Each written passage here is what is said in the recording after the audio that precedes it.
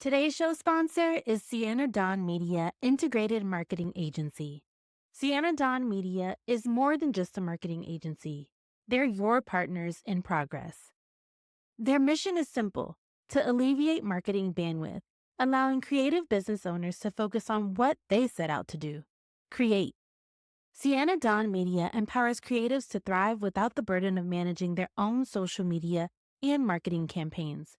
So if you're ready to set sail toward new horizons, let Sienna Dawn Media chart the course and steer your business toward success.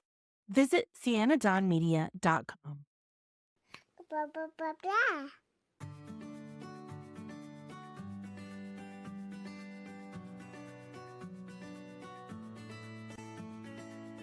Welcome to the Our Forever Smiles podcast, a podcast created to support mothers of children who were born with clefts and those who love them. I'm your host, Laura Arroyo, and I'm also a mother of a daughter who was born with a surprise cleft palate. I know the challenges you face every day. Whether you have just learned the difficult news of your baby's cleft lip or palate, you're in the midst of pre-op or post-op, or you're an OG cleft mom, this podcast is for you. In a weekly conversation, we will talk about everything from feeding and speech therapy to surgery and school. We'll share tips from guest experts and advocates, and even share a little joy in the process. You can listen to Our Forever Smiles wherever you listen to podcasts. Don't forget to subscribe and stay tuned.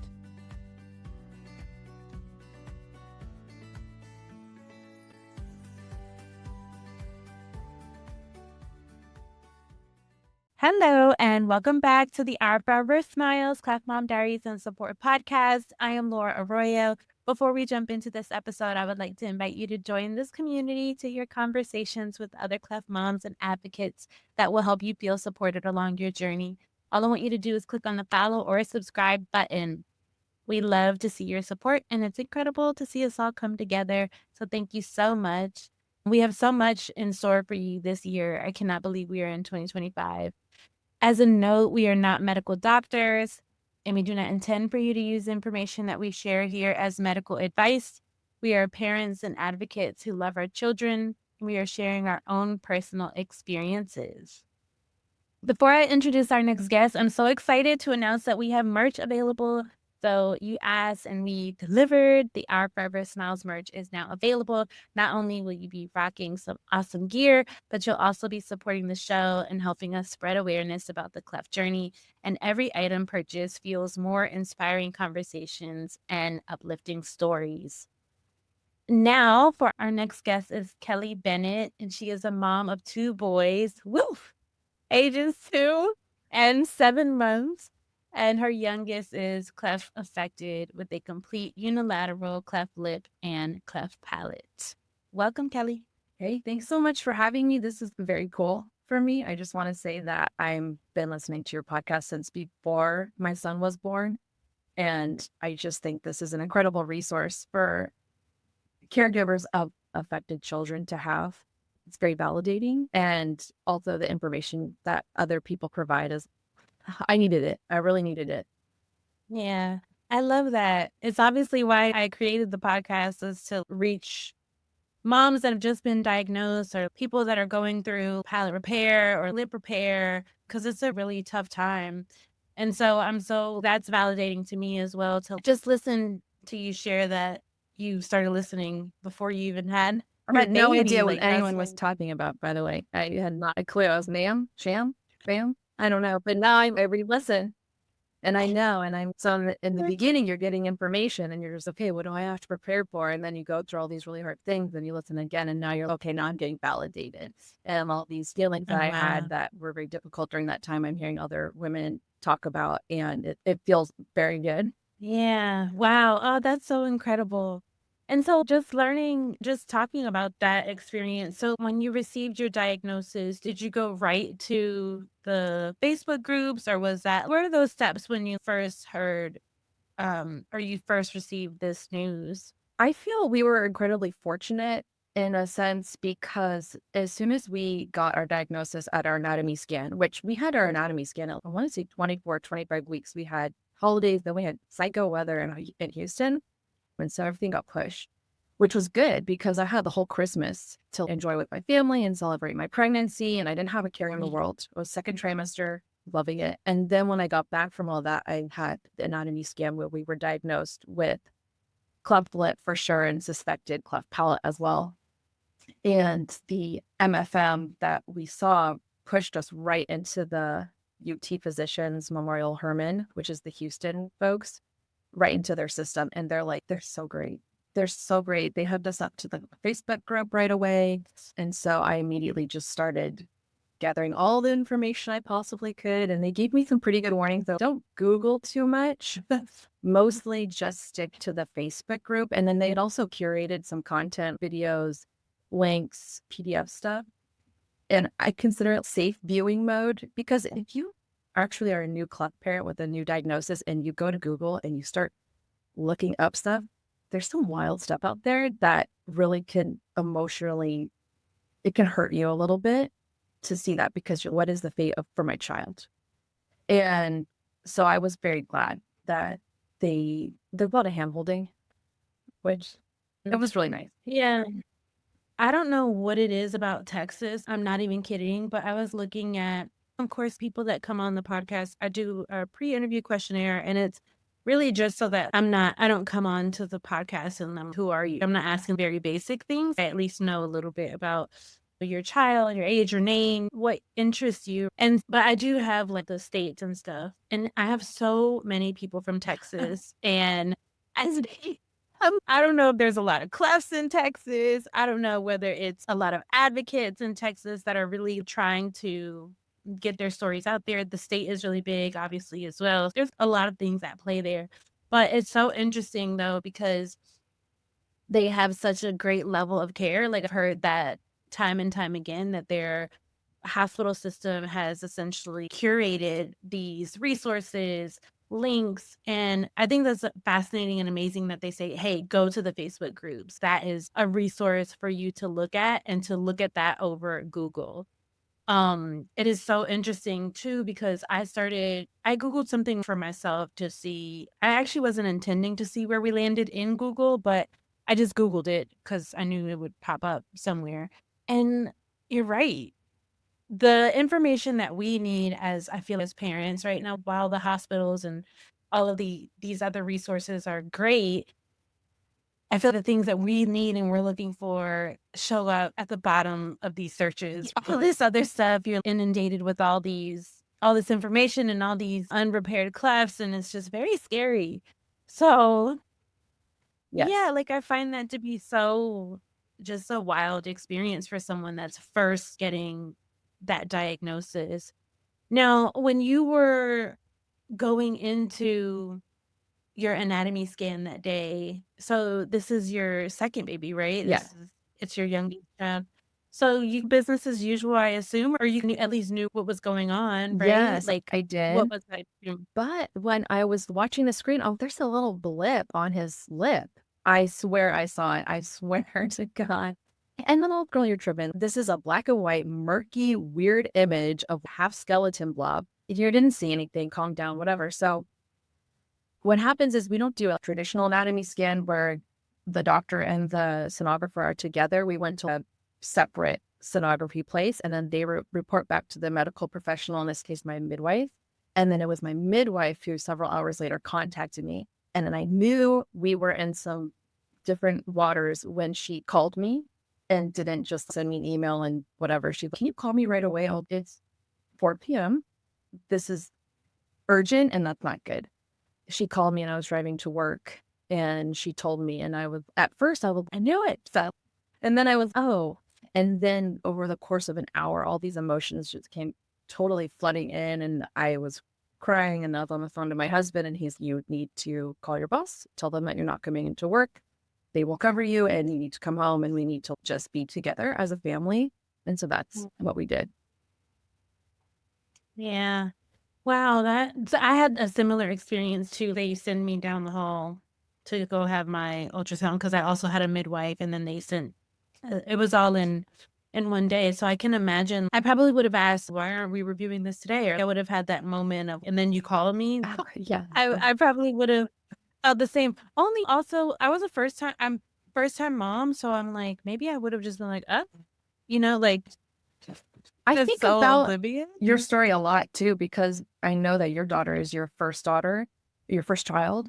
And I think about that all the time because my first son, he basically came with training wheels on. He's such an easy baby and everything was textbook. And so you're learning how to be a mom parent with this kid who's really by the book. And with my second son, my cleft affected child, that was a wild learning curve. And I cannot imagine what is for first time parents having to learn all the things about a newborn, all the things about parenthood, motherhood, and all that comes with it. And then add on to it cleft, which is huge. It's wow. I can't believe you did that. Yeah, I think back and just in sharing my own story too. I can still, I don't know. I feel I have a strong. Some days I'm okay, and then when I think back about all the things that I had to go through, wow, that was a real experience. Like Yeah. that was like a lot. And then I also think too. I don't know if you've heard this or if I've shared it anywhere that you've listened, but I also think, oh, now that Giselle is 2, and oh, I wish I could. I want to have another one. I could do it again. So we've actually we're not having any more children, but it's it does like now. I'm like, oh, like I wish I could experience motherhood in a different way. Yeah. Like I wish that this wasn't our story, but it is, and I that's something that I have to be okay with. And then also I do get baby fever sometimes, and then I go back and I'm nah. Even if we could, I wouldn't. I think it's a terrible idea. Yeah, I'm right there with you. Things are finally so good now. The dust takes forever to settle when you have a cleft child, it seems. That's my experience. It just, I'm hitting my groove now 7 months in. That's a long time. And I think to myself, I watch my kids play and I'm, oh my God, finally, we're here. We're breathing, we're vibing. Do I really want to throw another baby into this? No, it sounds insane. Yeah. So Even at 7 months, I also felt like, oh, I'm doing better. It's getting better. Things are getting better. But now that she's 2 and we're good. We're really good. And then also I don't know, has your son had palate repair yet? Right? yeah, he's not just the lip and nose repair, and that's it. And he had a pretty wide palate. It's significant. Yeah. Yeah. So now that Giselle has had her palate repair and last appointment that we had, they shared like, oh, we'll see you next year. And so it's just what? We had gone so much that it was a part of her journey, her life, everything that she would do. And so that is the moment that I feel, oh wow, I can finally we were breathing, but we're really breathing now. Like Yeah. ready to move on. And it will always be a part of our lives, obviously, because she still has the ear tubes and all these other things that she has going on. But yeah, so I think after learning about this and you come home to your husband, what was that experience? Well- How did he process the information? Was he okay? How did that come? How did you all come together? He is like a quiet processor of information. So, but he's very like diligent in his research. I am too, but like, I'm like, did you see this? Did you see this? Did you see this? And he's like, what reserved. So we both just took in as much information as we possibly could. And then, and I'm the crier. I think I just stopped crying every day, maybe a month ago. But today could be another day. Yeah. No. It's so much, and every day is so emotional, and also postpartum, and also everything's great, and so you're feeling all your emotions all the time at the same time. So for me, I found a way that I could feel in control was just by getting as much information as possible, and then like just preparing as much as possible. What type of clothes do we need? What type of bottles do we need? Who's the best doctor? What's my insurance gonna do? Do I have to deliver at a hospital? Can I stay with my midwifery team? All those questions. And I have to say that I'm really glad I did that because when my son was born, he looked exactly I thought he was going to look. And I think a large part Did that was he? due to the engagement that I had with the club. group on Facebook and seeing all those beautiful babies on there and all the cute pictures. And I had one good shot from Instagram, one good shot from my ultrasound where it was almost up the nose. And so you could really see the gap. You could see how flat the nostril was, how stretched out it was. And so when he was born, that's how I imagined him to look in my mind. And that was new for me because when my first son was born, I was, oh my God, babies, they're so cheesy. Different. Yeah. Not the Gerber version. When they come out, they're different. And so when number 2 was born, I was, okay, yeah, this is my son. This is what he looks. He's beautiful. He's perfect. I want to hold him and kiss him. And this sounds crazy, but probably only Cleft moms will appreciate, but I loved his face so much. I thought his Cleft was so cute. And Cleft kisses, 10 out of 10. Love a Cleft kiss. Oh my goodness. So cute. Love a baby kiss, but a Cleft kiss is even cuter. And he's a very smiley and animated and active baby. The also sounds bananas, but when he would smile, one side of his upper lip would go first, and then the other side would go. It was really cute. So, No. Oh my goodness. And just you're the first person that's ever shared that. So I'm also a baby kisser. Only but just me. Just mine. I kiss my baby. Right. Y'all don't try to come in and kiss my baby now. Yeah. I kiss my baby. But yes, but I can't. That is absolutely that will make my heart melt. A cleft kiss. That's even the perfect way to describe it. It's just really cute, and babies in general are cute. And then when you have your own baby, it's even, you can't describe the love that you feel for your own children. And none of that was diminished. I felt in a way almost it was even more celebrated. Just because you're, okay, I have this baby, but now he's extra special. Mm-hmm. Now, did he look his brother when he was born? Yes, and I look at pictures of them all the time, and I to do my side-by-side collages for their same ages, and I literally have to look for the cleft to tell them apart, because to me, they look twin, and I'm Kelley, there's a cleft in that one. Obviously, that's your second child. Wow. That's so wonderful. Okay, so now that he's had his lip repaired, so actually a conversation that I had today, she told me now after repair, he looks so much her. She was referring to herself. Yeah. He's like he looks so much, he looks like my twin, like literally like just like me.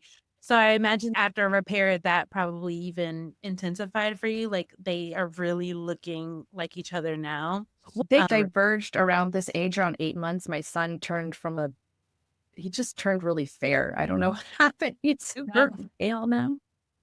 So he looks quite different. He's starting to look more like his dad. And then number 2, I still think looks like me. But at the same age in their early life, they do look very similar.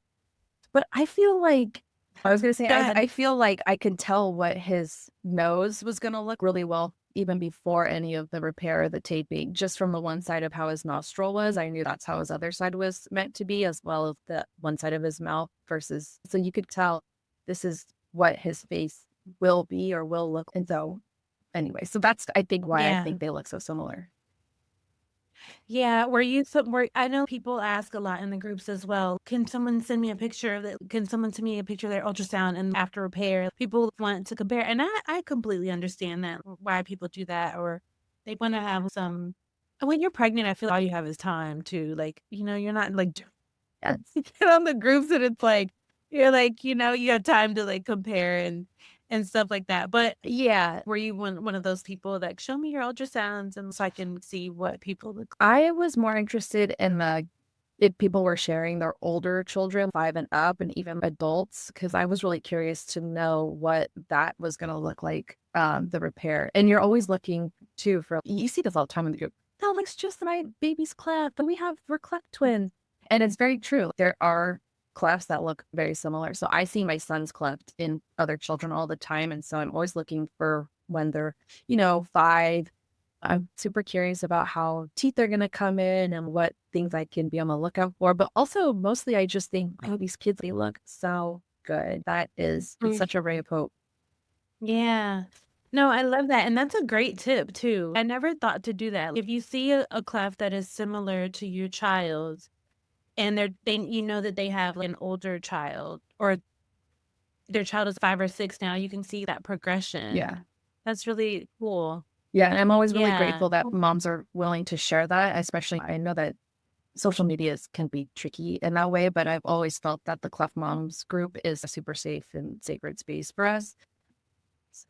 Yeah, I just thanks everyone who shares pictures of your older kids. I just really appreciate it. For sure. So tell me about like your labor and delivery story. Like, did you were you able to? Is this the part where you curse? No, I just, you know what? I'm just salty about it because I'm a dyed-in-the-wool birth center. Just let me do my thing. I don't let anyone touch me kind of mom. And for some reason, number two just wouldn't. He was really not wanting to come out. And we had decided maybe around 30 weeks to change from our birth center and midwifery practice to the hospital that the Cleft team was at. Because everyone was, if you could deliver where your Cleft team's at, that'll be really good. But that meant that we had to deliver at a hospital.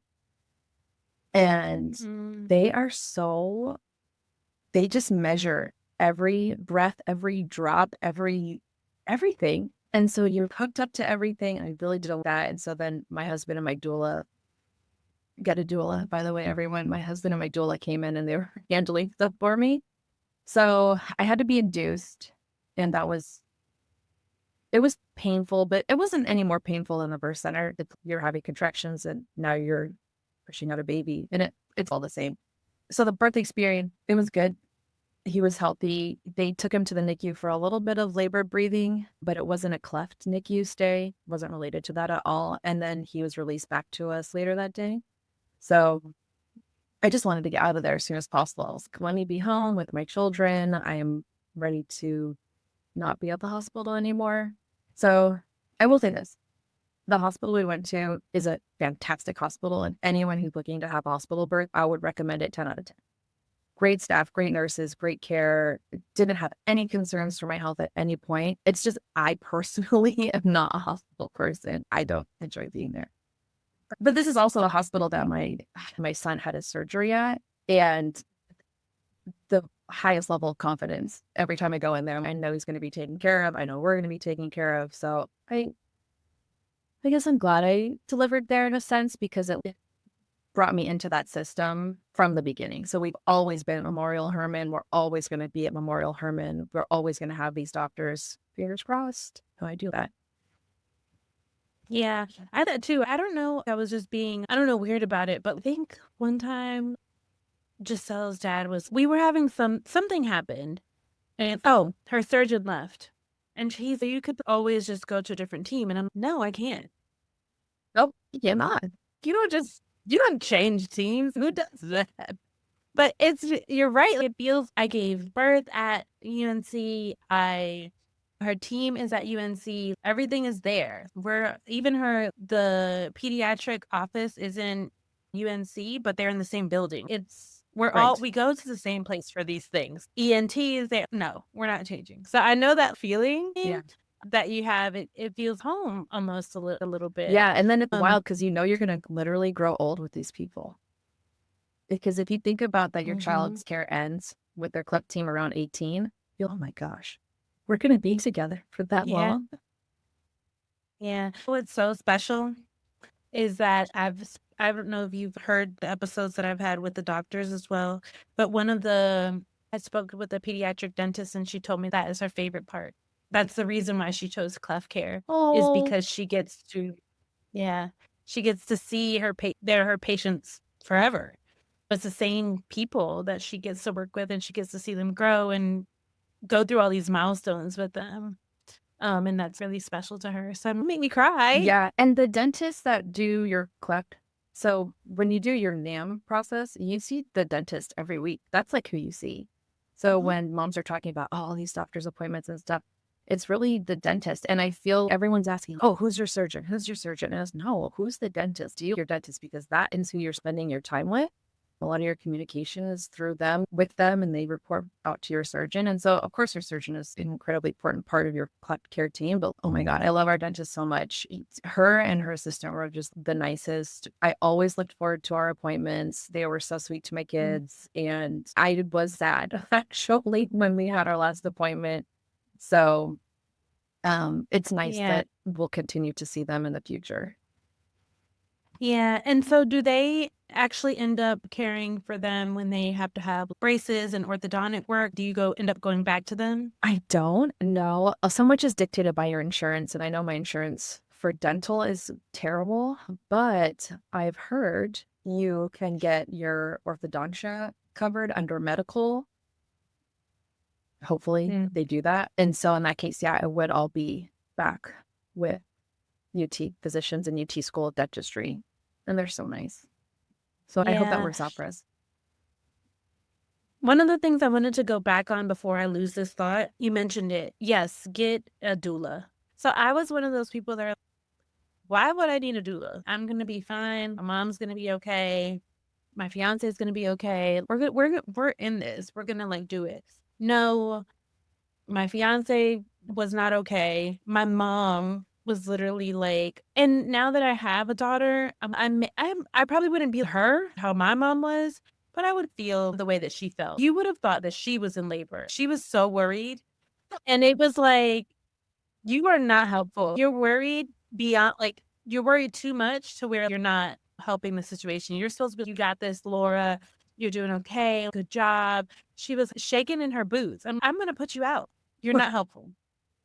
Anyway, get the doula. It is worth every penny. Get the doula, especially if you have an idea of how you want your birth to go. For me, I really wanted to have an unmedicated birth in all the ways that you can be unmedicated. I didn't want to be induced. I didn't want to have any pain medication. I just wanted to go into labor naturally, have my child, and go.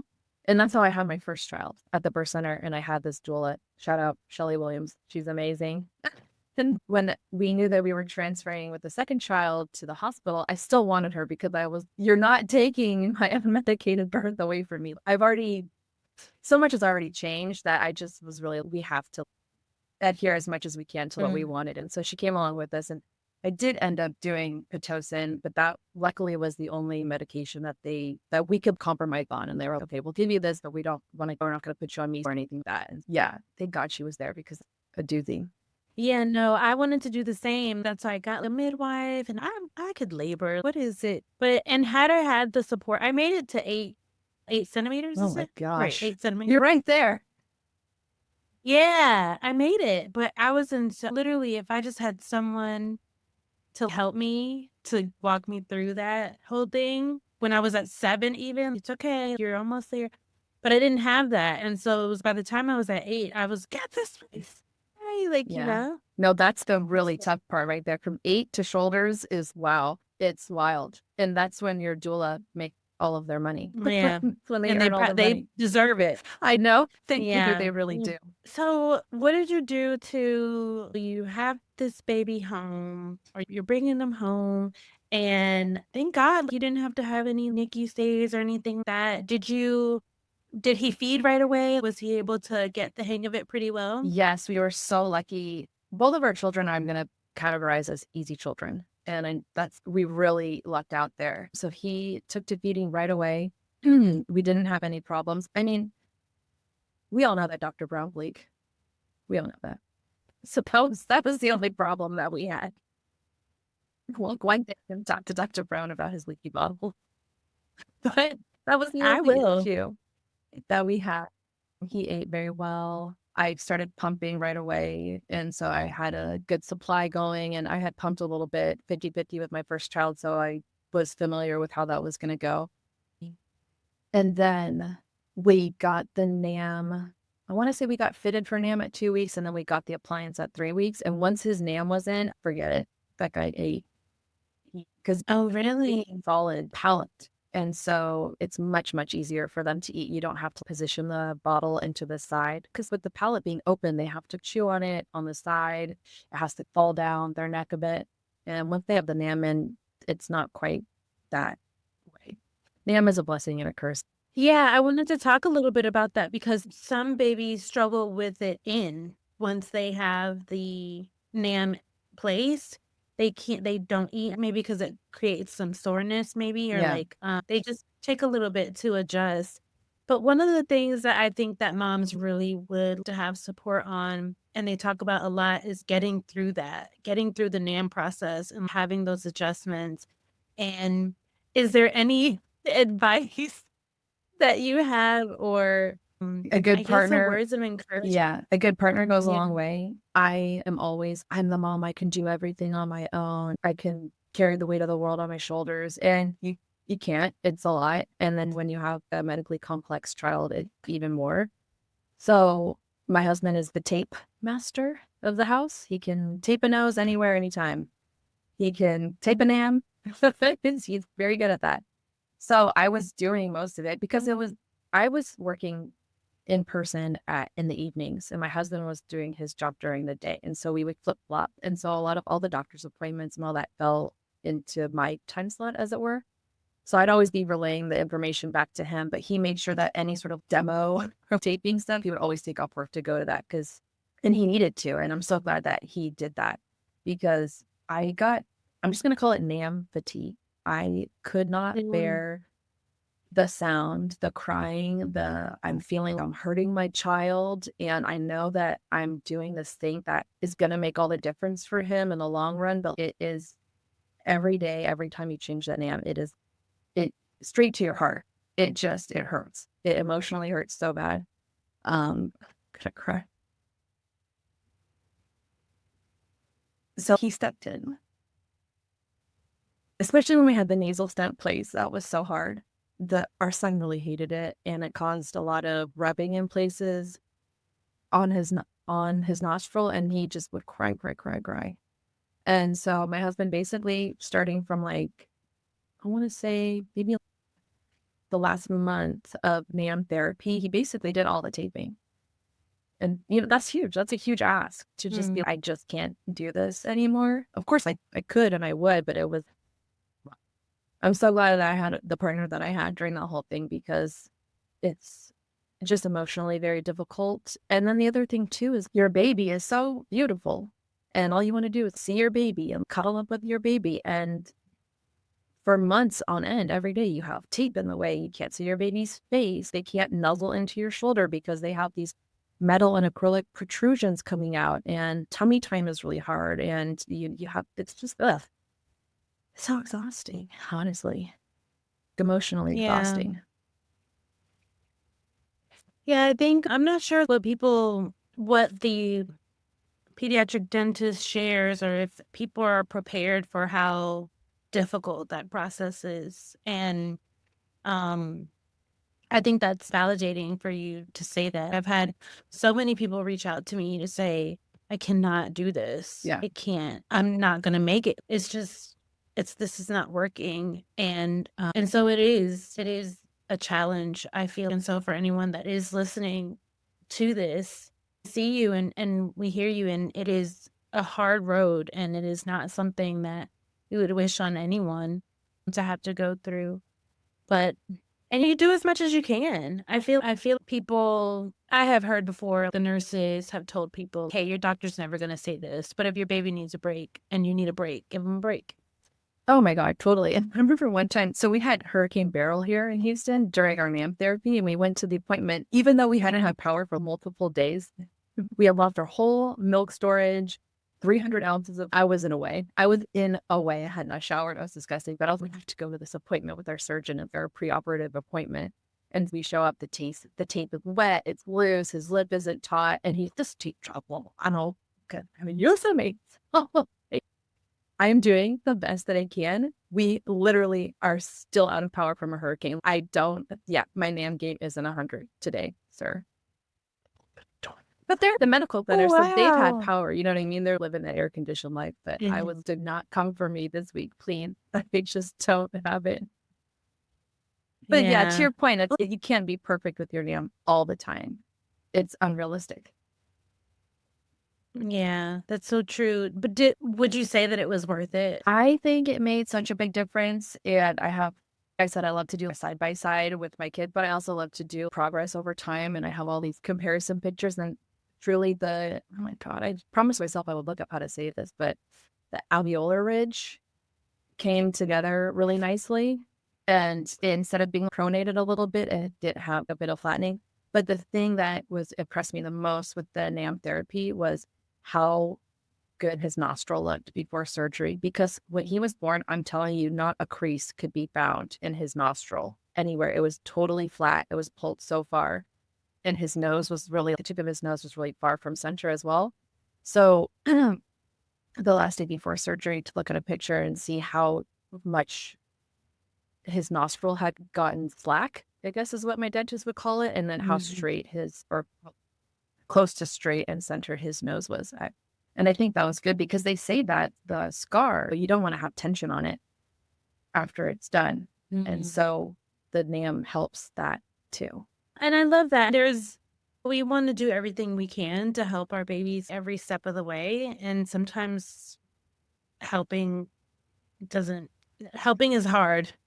Sometimes it doesn't feel you're helping. Sometimes it feels like you're hurting. And it's a terrible thing for a parent to see their child in pain. And I feel especially when they're newborn children. When my son had his NAM impression and they stuck that huge retainer wad full of whatever goop. Have you ever had a dental impression? It's the same that they do for adults. They do it to a baby. And I was bawling at that appointment. And that was the first time I met my dentist that I love so much, by the way. And they were like, it's okay. They were so nice to me, really emotionally supportive. But that was a tough appointment for sure.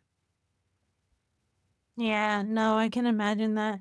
Do you, aside from the NAM, that's a medical device used to prepare for your eventual surgery, what are some other things that you did, maybe emotionally, but also just things you did to prepare for lip repair? What did I do for lip repair? I don't know. I overpacked. I bought so many things I didn't need. Everything has to be all black because when you get out, they're going to bleed it. You're going to have wearing your clothes. And then I was going to wear all black anyway. You don't need to buy more clothes. Just stupid stuff.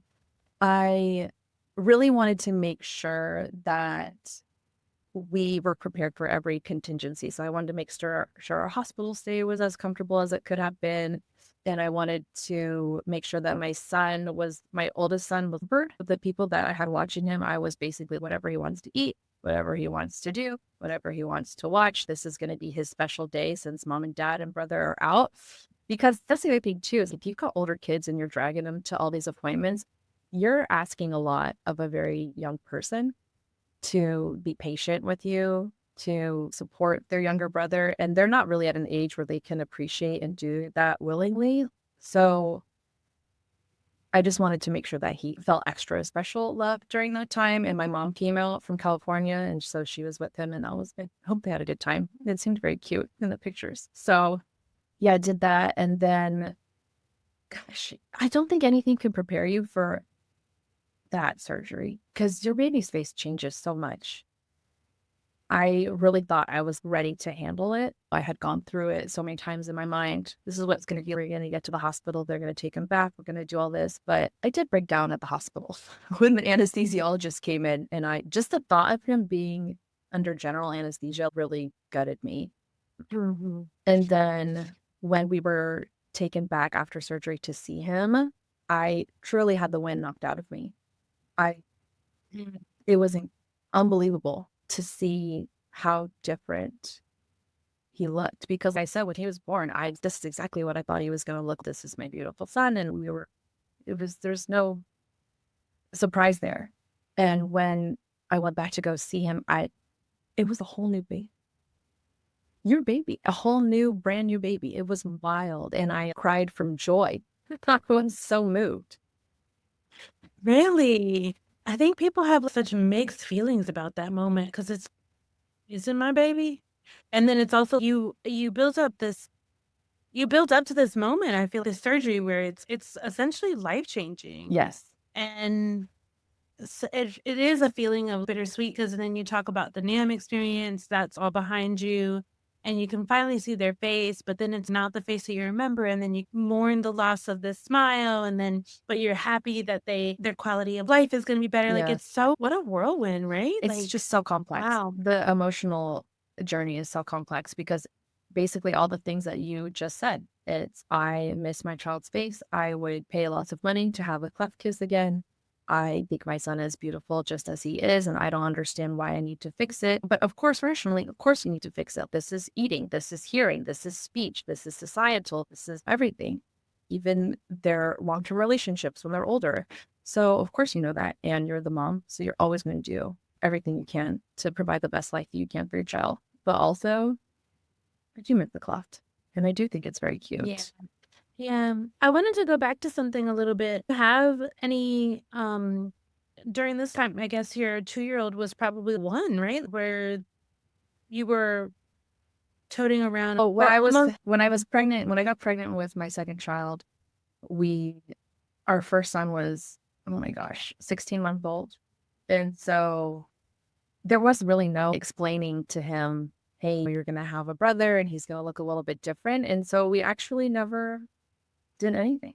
I didn't get any of the books. I didn't explain to him anything because he was just turning 2, 9 days after my second son was born. And it was a non-issue, not an issue at all. One of the things that I didn't realize, this is before I had children, is I didn't think that I would experience mom guilt. I didn't get it when I wasn't a mom. I didn't understand it. And now I'm so full of it. Like one time, so my best friend actually lives in Texas, and we went to go visit her, and it was Giselle and I. And she's asking me, how I'm doing and stuff. And I was like, I guess I don't know why I was feeling this way, but it's like, I brought her on a plane, and like, now she's here with people that she's like, she knows them because she's met them, but she's only 2. Now she's able to recognize them, but she's just bouncing around the house. But my best friend asked me, like, how are you doing? And I'm like, I don't know. I just feel like kind of guilty. And she's like, well, what's going on? And I'm like, I'm worried that, like, I wonder if she's happy. And she's like, she looks pretty happy to me. Sometimes the writing's on the wall. Yeah, I'm like, I don't know. I just worry. It just like, she's like, well, I think she would be very clear about if she wasn't happy. And of course, if anyone knows toddlers, they make it very clear when they're not happy. Agree. But yeah, I didn't think that I would experience mom guilt for like these small, very insignificant things. And I can just imagine having, the 1-year-old with me, and you're thinking, oh, another appointment, even though they're there with you. And that's really all they want to do.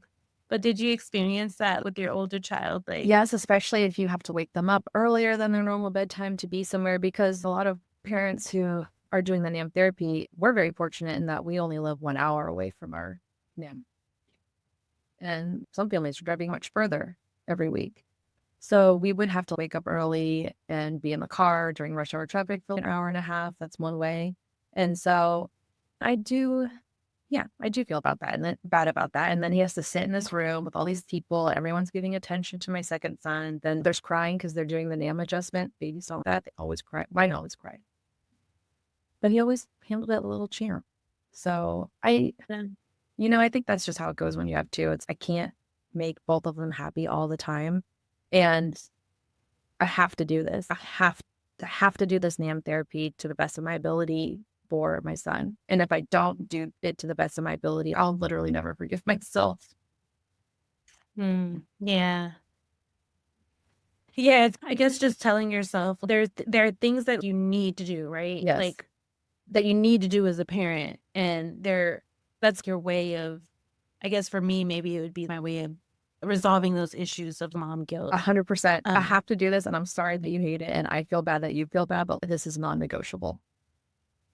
Yeah, for sure.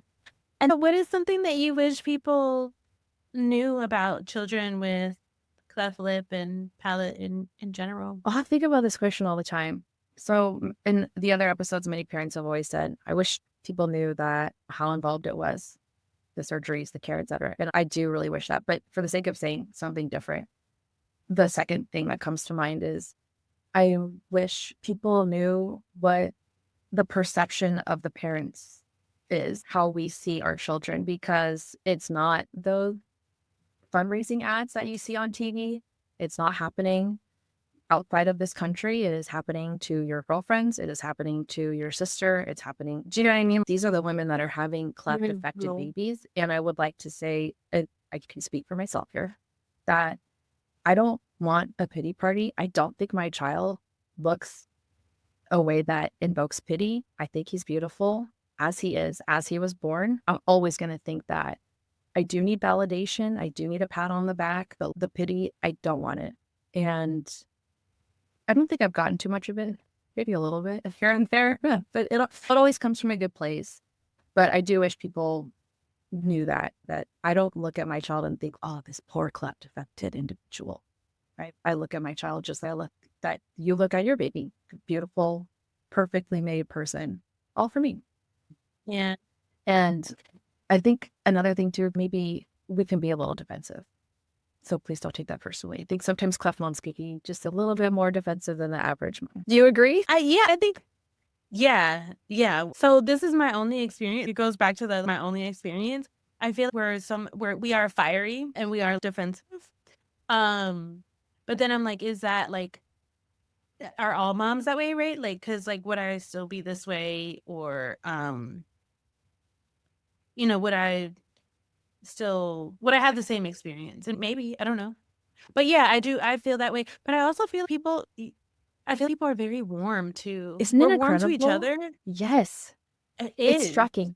I couldn't believe it. People aren't that nice, but actually they are. And one of the things that I was so nervous for when I first found out about our son's diagnosis was like, God, they're going to say something and then I'm going to have to say something back. And now I'm ready because I love a confrontation. But people, they never gave me a reason to confront. And everyone was super nice all the time. And of course, there are sometimes comments where you're just probably wouldn't have phrased it that way, but where it's coming from is a place of support and love. And yeah, no one has ever caused me to have that reaction. So it's been a really eye-opening. You asked me earlier, what's one thing that you've learned, I think. And that's the thing that I've learned. That people actually are really nice and kind, and they want to help you, and moms want to support other moms. Yeah. But it's so interesting. Yeah, one of the things that you mentioned earlier as well is not about not wanting pity. And that is something that I struggled with a lot too. I think it even irritates me and here's me getting defensive. Oh no. It even irritates me when I'm, of course, supporting mothers and I have this platform and I'm building a community of moms and I show people that are not in the community. Or they just so happen to stumble upon, they're over me and I'm on a screen. My social media is filled with children with clefts and NAM and all these things. And that is so annoying to me. It's just a cleft. It's just the cleft, we're fine, but also the cleft and I need the hugs. It's so dichotomous. It's wild. I can't stand it. I know. That's what I mean. You're feeling every emotion all the time. It's just crazy. Yeah, I feel I want people to understand how hard the journey has been. I want people to be very clear that it's not just an easy fix, which is something that we hate to hear as well. So, yeah, we want that, but we also want you to know that children with facial differences, children that are born with clefts are just the same. They're literally just the same as any other baby. They just have to have surgeries. And yeah, it's a balancing act. But you just shared one of the lessons that you've learned. But in closing, do you have any other lessons you feel you've learned along your journey, or any advice that you would give a mom who is just learning about her diagnosis today? Oh, my heart really goes out to those moms. I'll probably cry a second time. It's a lot. And I would actually encourage people to limit their consumption of information, because it's so easy to overwhelm yourself with, it's a long journey. You've got 18 years likely of surgeries, upcoming surgeries or whatever of various sorts. And people say take it one day at a time. That's a pretty common phrase, but I think set yourself a milestones. As our milestone is get me to lip repair. And we just focus on those 4 to 5 months. Just get me there. And then I can reset and I can figure out what is our next milestone. But join the Facebook group and reach out, and just know that all the things that you're feeling, we've all felt them too, and we are still feeling them. And even though that doesn't maybe make you feel better, you're very much not alone. It's a hard journey, but you are the person who gets to be the mom of a really special child. Yeah. Yeah. Sorry. That is so true. You're fine. You're fine. I just want to thank you, Kelley, for coming on the show and, of course, just being vulnerable with me and sharing your story with us here. I think it's so valuable, and I think you're at a pivotal point in your journey, right? You have lip repair behind you. You still have so much more to go. Yes. Oh And my gosh. Miles to go. yeah. But you take it one day at a time, and I think that just as you've just shared, you have a really special baby and has a really special mommy Oh, thank that you. obviously really cares. Yes. A very emotive parent, unfortunately. No, but thank you for being on, Kelley. I really appreciate it. Yeah, it was so nice to meet you. And thank you for providing this opportunity for regular moms to be part of your platform and share our stories. And I love listening to other stories so much. So I'm incredibly grateful.